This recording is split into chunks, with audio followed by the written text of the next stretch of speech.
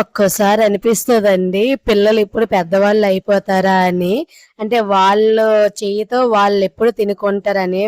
ఇది ప్రతి ఒక్క పేరెంట్స్ కూడా ఇలానే చాలా సందర్భాల్లో అనిపిస్తది కదా! ఇది సేమ్ నాకు కూడా. ఇలా తినిపించడంలో బావుంటది. కానీ మనం తినిపిస్తే అసలు తినరు. ఇక్కడ మా నాన్న ఆటో నుండి వచ్చిన వెంటనేనే అంటే మధ్యాహ్నం భోజనంకొచ్చిన వెంటనే మా కిచెన్ అనేది కొంచెం దూరంగా మార్చేసామండి. వీళ్ళు పుట్టిన తరువాత వెంటనేనే.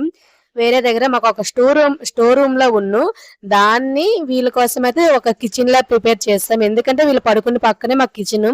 మేము ఆవిరికి దీనికి చాలా వేరైపోద్దని దూరం సెపరేట్‌గా మార్చేసాము. అక్కడి నుండి పోనీ ఎంత దూరంగున్న డోర్స్ వేసినా కూడా ఎలా మా నాన్నొస్తారనో తెలిసిపోద్ది. అటువైపే వెళ్తామని ఏరేసారు. సైడ్‌లో నేను తినిపిస్తున్నాను. అయినా గాని అసలు నా దగ్గర తినరు. అక్కడ మా నాన్న తినిపిస్తే తింటారు. అది చూసావా? వాళ్ళకి టైం అయిపోయినా మనల్ని ప్రశాంతంగా వాళ్ళు భోజనం కూడా చేపించరు. ఇది కూడా కొంచెం ఒక రకంగా